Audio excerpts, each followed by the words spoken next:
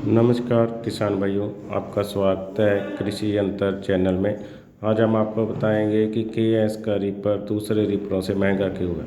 बहुत सारे कस्टमरों के कमेंट और क्वेश्चन रहते थे कि केएस का रीपर दूसरे रीपरों से 20 से 30 हज़ार रुपये महंगा क्यों है। तो आज हम एक एक करके आपको बताएंगे कि वो कौन सी चीज़ें हैं, पार्ट्स हैं, जिसे लगने के बाद केएस का रीपर दूसरे रीपरों से महंगा हो जाता है। तो सबसे पहले हम बात करते हैं इसकी लुक की। यहाँ पर जो स्टिकर लगा है KS 756 और ये बड़ा सारा KS, तो ये जो लुक है इसकी, जो शील्ड लगाई गई है, और बैक साइड पे हम देखते हैं जो शील्ड लगाई गई है। कई रिपरों में ये शील्ड लगाई ही नहीं जाती है, वैसे ही प्लेट लगा दी जाती है। तो इसके ऊपर कंपनी का 3 से 4 हज़ार का खर्चा आ जाता है। ये बैक शील्ड और ये जहाँ ऊपर स्टिकर लगे हैं, स्टोरी पर लिखा है, यहाँ पर KS लिखा है, KSA। तो ये शील्ड में पाउडर कोटिंग किया जाता है और इसके ऊपर इतना खर्चा आ जाता है कंपनी का। तो दूसरा हम लगा दें जो फ्रंट का जो हुड है, जो आगे इसके ऊपर KS का ग्रुप का स्टिकर लगा है, आगे की तरफ आ रहा है, जहाँ पर हुक तक लगा हुआ है गियर से लेके। तो ये जो उसका हुड है, इसको फोल्डिंग टाइप बनाया जाता है। फोल्डिंग का मतलब होता है कि खुल जाता है। कई कंपनियों में यहाँ से खुलता नहीं। ये देखिए, यहाँ पे 4 नट बोल्ट लगे हैं, इस तरफ 4 नट बोल्ट उस तरफ लगे हुए हैं दूसरी तरफ। तो यहाँ से नट खोल के इसको हुड को लॉक किया जा सकता है। बाकी कई कंपनियों में फिक्स होता है, बस वेल्डिंग की जाती है और ये फोल्डिंग टाइप नहीं होता है। तो दूसरा आ जाता है जो इसका यही हुड है, जिसके ऊपर ये स्टिकर लगा हुआ है KS ग्रुप का। ये बॉक्स टाइप है। बॉक्स टाइप का मतलब कि एक ही चादर को बेंड करके बेंड किया जाता है। अंदर से भी ये देखिए, वही प्लेट उतनी ही मोटी बनी हुई है, बाहर से भी उतनी ही मोटी बेडेड। और ये नीचे वाला जो हुड है, इसको भी ऐसे ही है, मोटी प्लेट के ऊपर बेंड किया जाता है। कि ऐसे नहीं, कई कंपनियों का क्या हुड है, अंदर से खाली होते हैं, बाहर से बहुत ज़्यादा हैवी दिखाए जाते हैं, अंदर से खाली होते हैं। इस वजह से भी ये दूसरी कंपनियों में वेट के मामले में 2000 रुपये करीब महंगा हो जाता है। तीसरा आ गया ये हमारी जो रील है, ये 5 पाइपों वाली लगाई जाती है। और इसके ऊपर ये देखिए, ये कट बुश, बड़ी कंबाइन की तरह कट बुश लगा के ऊपर पत्ती लगाई जाती है, ताकि कल को अगर कोई पाइप एक टूटता है तो हम एक पाइप ही बदल सकते हैं। ये देखिए, 5 और टाइनें बढ़िया क्वालिटी की लगाई जाती हैं जितनी भी। तो उसके बाद आ जाता है इसका ऑगर। जो ये ऑगर है, ये दिखा रहे हैं, जो घूमता है, माल अंदर लेके जाता है। इसमें जो लगाया जाता है, फोल्डिंग टाइप लगाया जाता है। इसमें जो शाफ्ट फिट की जाती है, वो दोनों तरफ क्लम्प लगा के, नाब लगा के लगाया जाता है। जैसे हमको आगे आपको दिखाएंगे इसमें, कि इसमें नाब लगा के फिट किया जाता है। और ये इसके चप्पू हैं जो घूमते हैं, ये स्प्रिंग वाले लगाए जाते हैं। कई कंपनियां तो वहाँ पर पत्ती लगा देती हैं, तो इस वजह से भी ये कॉस्ट काफ़ी बढ़ जाती है, 2000-2500 के करीब। तो ये देखिए, ये चप्पू है, सारे स्प्रिंग वाले लगे हुए हैं। और ऑगर है, जो ये बैलेंस करके डाला जाता है, इसका बैलेंस बनाया जाता है, तो उसके बाद डाला जाता है। और चप्पू इसमें स्प्रिंग वाले लगाए जाते हैं। इसमें ये देखिए, शाफ्ट दिखा रहे हैं ना आपको, क्लम्प लगे हुए हैं। शाफ्ट में डबल क्लम्प लगे हुए हैं, ताकि इसमें कोई जल्दी टूटने की शिकायत ना आए। दूसरी तरफ भी दिखाते हैं अंदर से कैसे। ये देखिए, 2 क्लम्प लगा के इसको, शाफ्ट को 2 डबल डबल क्लम्प लगाए जाते हैं। तो इस वजह से भी थोड़ी कंपनी की कॉस्ट बढ़ जाती है। और ये सारा पेंट है जो बट्टी पेंट किया जाता है। और उसके बाद स्प्रिंग आपको दिखा रहे थे, जो वाले स्प्रिंग है, वो भी काफ़ी हैवी स्प्रिंग लगाए जाते हैं, ताकि पत्थर वगैरह आ जाए, ईंट वगैरह आ जाए तो ये बेंड हो जाए स्प्रिंग। और जो नीचे वाला जो हमारा पाइप है, इसके ऊपर बेंड ना पड़े और ना ही ये टूटे। तो इस वजह से ये भी कॉस्ट, ये महंगा हो जाता है दूसरों रिपरों से। तो इसके बाद आ जाता है, ये हैवी गियर लगाया जाता है, जो इसकी डबल टेम्पर्ड शाफ्टें लगाई जाती हैं। और उसके बाद ये वाला जॉइंट, यूनिवर्सल जॉइंट लगाया जाता है जी।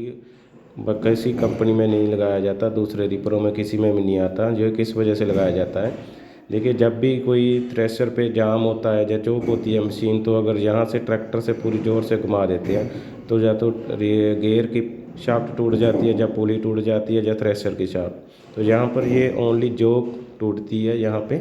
तो जोक ओनली कम कॉस्ट की होती है, तो जोक टूटने के बाद हम आसानी से चेंज कर सकते हैं शाफ्ट वगैरह से। कोई दिक्कत नहीं होती उसकी। तो उसके बाद इसके जॉइंट के बाद आ जाता है इसका स्ट्रा जो लॉक, जो पाइप के ऊपर जो लॉक आप देख रही हैं, ये लोहे का लगाया जाता है। तो कई कंपनियां इसके ऊपर रबड़ लगाती हैं, कुछ लगाती हैं, लेकिन जब किसान इसको रास्ते में दूर लेके जाता है, कुछ किसान एमपी जाते हैं, तो ऊपर से पाइप निकल के कहीं टकरा जाता है तो पाइप टूट जाता था और भी कोई नुकसान हो जाता था। तो अब ये लोहे का ही लगा दिया गया है और इसका हैंडल दिया गया है साइड पे, तो सेंटर साइड पे देने की वजह से तो नहीं होता, इसमें टूट फूट नहीं होती और ना ही और लॉक खुलता है। और उसके बाद अगर बताएं जो ये इसका स्ट्रक्चर बनाया गया हुआ है गियर शाफ्ट का, जहाँ सपोर्ट देने के लिए ये बहुत हैवी बनाया जाता है क्योंकि सारा लोड इसी पे रहता है। तो ये दो पुलियाँ हैं, जो थ्रेशर गियर से पुली आती है, शाफ्ट डलती है और आगे थ्रेशर को घुमाना है, जो पूरे रीपर को घुमाना है, तो यहाँ पर ही सबसे ज़्यादा लोड रहता है। तो ये बहुत ज़्यादा हैवी बनाया गया है और इसके अंदर ही बेल्टों को टाइट करने के लिए ये एटल भी लगाया गया है। ये आप जो देख रहे हैं हम बड़ा सारा जो इसके अगर नट बोल्ट लगा हुआ है, मैं ये पास में दिखा देते हैं। ये पुली है, ये वाली पीछे थ्रेशर वाली है, ये पुलर टाइप लगी हुई है। और ये देखिए ये जो सरिया है ये दिख रहे हैं, ये नीचे नट बोल्ट लगा हुआ है। ये इसको टाइट खोलते जाएंगे तो ये नीचे को टाइट होता जाएगा और बेल्ट टाइट करने के लिए एटल इसके अंदर ही दिया हुआ है। ये बहुत ज़्यादा हैवी बनाया होता है, तो सारा जो इसका बैलेंस है मशीन का इसी के ऊपर टिका रहता है। तो बाकी कंपनी में थोड़ी सी प्लेट लगा के ही छोड़ दी जाती है, केएस में ये पूरा हैवी किया जाता है। तो उसके बाद आ जाते हैं इसकी साइड पे, जैसे ये चद्दर है, ये अभी 5 mm की मोटी चद्दर लगाई जाती है। और जो ख़ास बैरिंग है, जो ब्लोअर वाले बैरिंग है, ये हैवी ड्यूटी बैरिंग डाले जाते हैं ताकि इसको ज़्यादा लाइफ हो सके इसकी और इसको कोई जल्दी दिक्कत ना आए। तो बैरिंग वगैरह की जल्दी कोई दिक्कत नहीं आती, इसको हैवी टाइप के बैरिंग लगाए जाते हैं जो हाई आरपीएम पे काम कर सकें। और उसके बाद ये पीछे वाली प्लेट जो आ गई है, बहुत ज़्यादा हैवी लगाई जाती है, जिसमें हुक लगी होती है, ये पूरी हैवी लगाई जाती है, बैक हुक लगाई जाती है जो ये इसमें देख सकते हैं आप, जिसके ऊपर जो नीचे पट्टी सी लगी हुई है, कितनी मोटी चद्दर लगाई हुई है इसके ऊपर। और इसमें एक हुक है जो वो भी बहुत हैवी लगाई जाती है ताकि ट्रॉली बड़ी छोटी डालने से इसके तरफ से यहाँ से कोई भी टूटे ना, कुछ भी कोई प्रॉब्लम ना आए हमें। तो ये पुली की भी बात कर रहे थे, पुलर टाइप की, उस तरफ भी पुलर टाइप और ये वाली पुलियाँ भी सारी पुलर टाइप की लगी हुई हैं। तो इससे भी कॉस्ट काफ़ी बढ़ जाती है पुलर टाइप की होने की वजह से। तो ये भी बेल्ट पुलर की लगी हुई है। उसके बाद आपको बेल्ट भी दिखा देते हैं। जो बेल्ट है देखो पिक्स कंपनी की लगी हुई हैं, बाकी कंपनियां हैं जो भी अपनी बेल्ट मिल जाती है सस्ते वाली लगाती है, लेकिन हम पिक्स कंपनी की ही बेल्ट लगाते हैं ताकि कोई जल्दी प्रॉब्लम ना आए और लंबे समय के लिए ये चले। उसके बाद अगर हम बात करें इसके पुली के बाद जो इसकी बात आ जाती है, तो इसके जो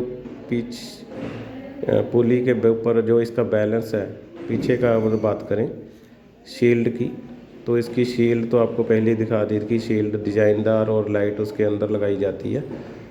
और इसके अंदर की अगर बात करें तो इसके जो पंखे के ढक्कन हैं वो भी अभी कब्जे लगाकर लॉक लगाकर खुलते किए गए हैं। और इसमें 2 ये स्टैंड भी दिए गए हैं पीछे, ताकि हमें अगर मशीन को काम करने के बाद खड़ा करना है, टायर ख़राब हो जाते हैं, तो उसके लिए हम ये नीचे स्टैंड को छोड़ के, पीछे वाले स्टैंड को छोड़ के ये टायर को ऊपर उठ जाएंगे, आगे से भी स्टैंड लगा दें तो ये टायर ऊपर उठ जाते हैं।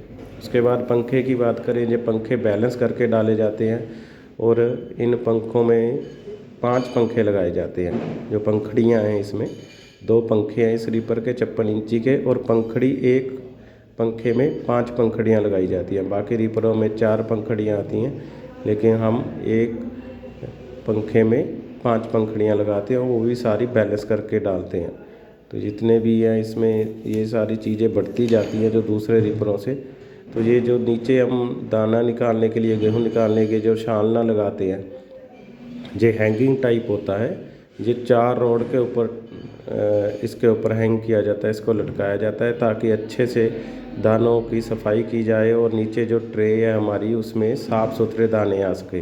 ये आप देख सकते हैं, दो उस तरफ लगे हुए हैं, दो इस तरफ लगे हुए हैं, जो इसके अपने रॉड लगी हुई हैं छानने के लिए। तो उस अच्छे तरह से छानने को वाइब्रेशन होती है और पूरे साफ दाने निकलते हैं। तो ये बैरिंग को आपको बता ही दिया था कि हैवी ड्यूटी बैरिंग लगाए जाते हैं। तो उसके बाद हम बात करते हैं थ्रेशर की। जो बाकी कंपनियों के थ्रेशर है वो नॉर्मल वेल्डिंग की जाती है। जो केएस के रीपर का थ्रेशर है आप देख सकते हैं, ये मिग वेल्डिंग की जाती है। और जितने भी रोबोट से इसकी जो वेल्डिंग होती है पत्तियों की, रोबोट से की जाती है। और दूसरा आप देख सकते हैं, जो इसकी पत्तियां लगी हुई हैं वो एक समांतर दूरी पे लगी हुई हैं, ताकि जो भूसा है वो महीन बन सके और सही बन सके। और ये देखिए ऊपर भी हमने इसके ऊपर पत्ती जो लगाई हुई है, एक ऊपर भी पत्ती लगाई हुई है। और जो ब्लेड आप देख सकते हैं कि हम जो लगाते हैं पत्तियों के ऊपर जो ब्लेड, एक ब्लेड के ऊपर दो दो नट बोल्ट लगाते हैं। कई कंपनियां एक ही दो ब्लेडों के ऊपर दो नट बोल्ट ही लगाती हैं, एक साथ ही खुलते कर देती हैं। और उसमें जब ईंट पत्थर चला जाता है तो वो सारे टूट जाते हैं और सारे 3 से 4 ब्लेड टूटते हैं अगर एक पत्थर आता है। तो इसमें एक ही ब्लेड से जिससे टकराएगा तो वही ब्लेड टूटेगा, उससे ज़्यादा नहीं टूटेगा। तो उसके बाद एक पत्ती ऊपर जो आपको बताया था एक्स्ट्रा लगाई जाती है ताकि भूसा महीन बन सके। और ये नीचे 2 पत्तियां एक्स्ट्रा लगाई जाती हैं। तो टोटल थ्रेशर के अलावा एक ऊपर और 2 नीचे पत्तियां लगाई जाती हैं ब्लेडों की, ताकि भूसा अच्छे से टूट जाए और बारीक भूसा बने। तो उसके बाद अगर हम बात करें इसके ब्लेड की, तो ब्लेड बाकी कंपनियों के मुकाबले हैवी ड्यूटी लगाया जाता है। और ये स्टोन ट्रे आप दिखा रहे हैं, पत्थर वाली ट्रे नीचे यहाँ पे होती है। तो ये यहाँ पर उसके हॉर्न लगा रहता है, जब खुल जाएगी तो अंदर हॉर्न बजता है, ड्राइवर को पता चल जाता है कि ट्रे खुल गई है। तो उसके बाद इस हैंडल को नीचे दबा के ट्रे को दोबारा से लगा दिया जाता है। और कई बार ये खुली रह जाती थी ट्रे, तो भूसा सारा नीचे निकल जाता था, तो किसान को या ड्राइवर को पता नहीं चल पाता था। तो अब ये हॉर्न लगने से उसको पता चल जाता है कि भाई ये ट्रे खुल गई है, तो इसे अब वो भी रोक के बंद कर दे। तो उसके बाद हम ब्लेड की बात करें, ब्लेड की कर रहे थे कि हैवी ड्यूटी ब्लेड लगाए जाते हैं। आप देख सकते हैं जितने भी इसके ब्लेड हैं, जो बैरिंग है, तो हैवी ड्यूटी लगाए जाते हैं।